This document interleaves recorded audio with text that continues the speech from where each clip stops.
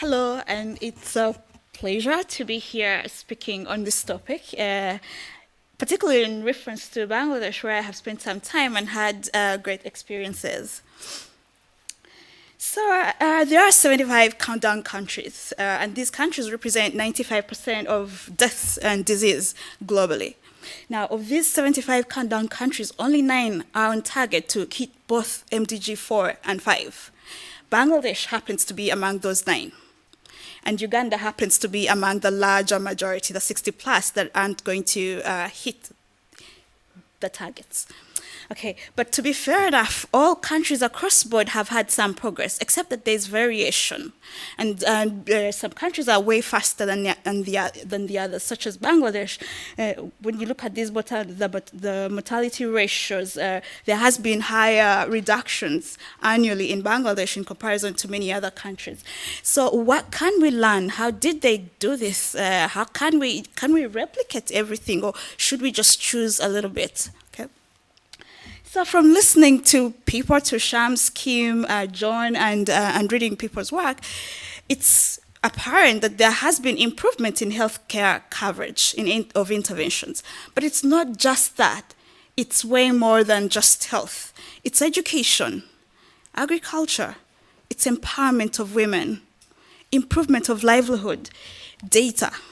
Okay? And it's difficult, to allocate, which is the most important, but all of them, in a way, need to come together to give you that effect. So I'll start with health. We have had 2 presenters, showing us the health coverage and how it has improved over time in Bangladesh. And if we start with family planning, Bangladesh has been phenomenally successful with family planning. And they have had these healthcare workers going door to door, promoting family planning. And it's no surprise that, in fact, access to family planning is almost twice that in Uganda. And this could explain, the differences in maternal mortality. But when you look at the other interventions around the time of birth, in fact, Uganda seems to have higher coverage. And it's not just Uganda, it's several other sub-Saharan African countries that seem to have higher coverage of skilled attendance at birth and postnatal care visits in comparison to Bangladesh. Yet this doesn't translate into greater reductions in maternal deaths, in child deaths. Okay?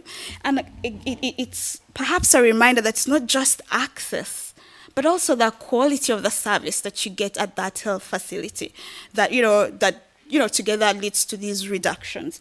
But again, it may be argued that perhaps the gains made by family planning are so huge that in a way they wipe out these other, not that they wipe out, but they are so significant that, Bangladesh is supposed to achieves greater reduction, irrespective of lower skilled attendance and PNC. This is because, of course, with family planning, you have a reduction in absolute numbers of births. So like Kim said, if you're not pregnant to begin with, you don't even need a skilled attendant at birth. You don't need a PNC. You're just free from that entire risk. If you are using family planning, then age at first birth goes up. So they're reducing high-risk pregnancies a great deal. They are also reducing high-risk pregnancies through reduction of high-priority births. And of course, as it has been said, they have managed to achieve these high levels through very good use of community clinics, household promotion of family planning, door to door, and also introduction of family planning services in the private sector. But also there are also other alternatives to early motherhood now in Bangladesh. Like we said, education, employment. So people have other things to do other than,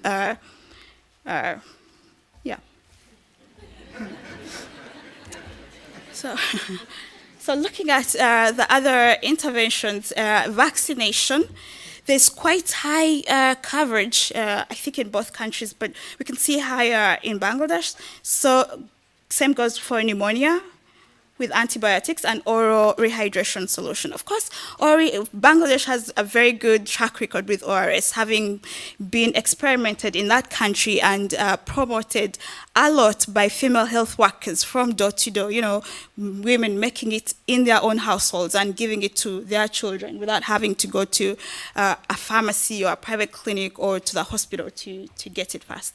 And I think this is fairly straightforward, that if you have higher coverage of, if a child has pneumonia and they have antibiotics, you are likely to have a better outcome than if you can't access an antibiotic.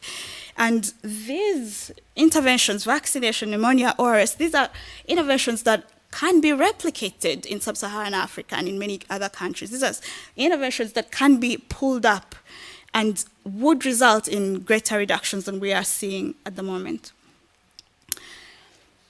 So there are several studies that have shown a positive, very strong association between increased coverage of interventions and outcomes.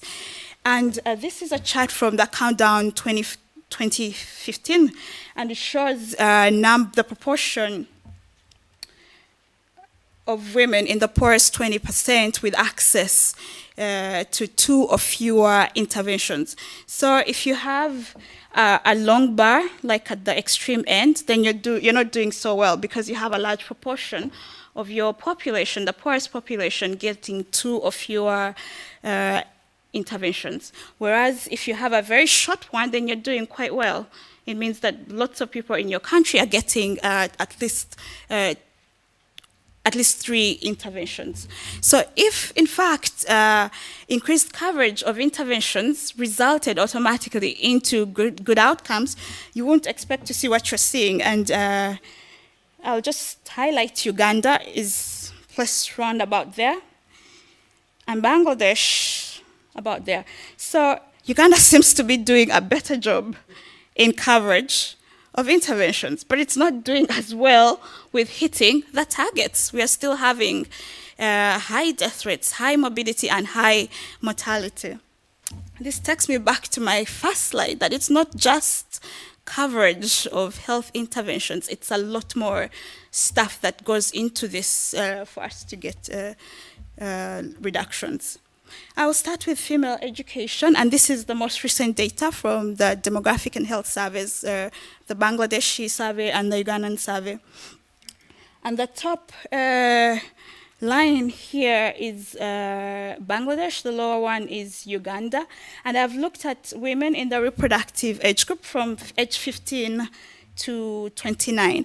And I've put them into 3 categories, which are, for the purpose of this presentation, I'm calling generations.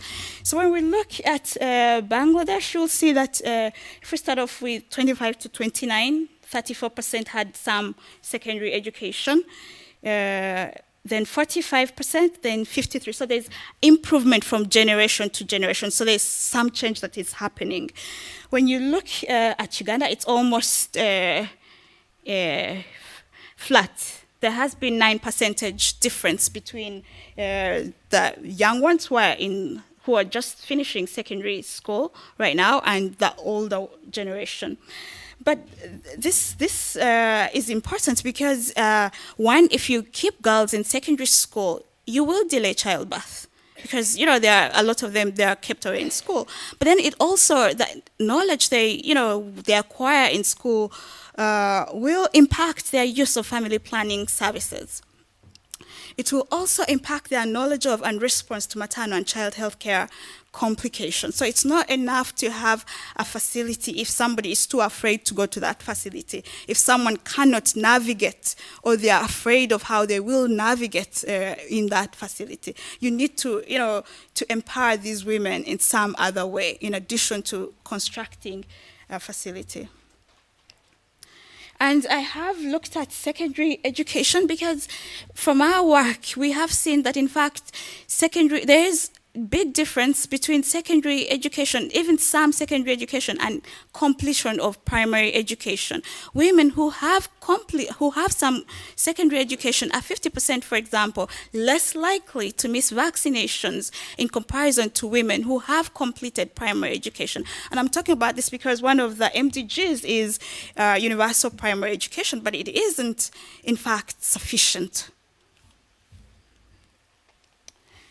We have seen that there has been robust economic growth in Bangladesh, averaging about 6% per year in comparison to several countries in sub-Saharan Africa. For example, Uganda has been up and down, 6.5, and it's run about 5.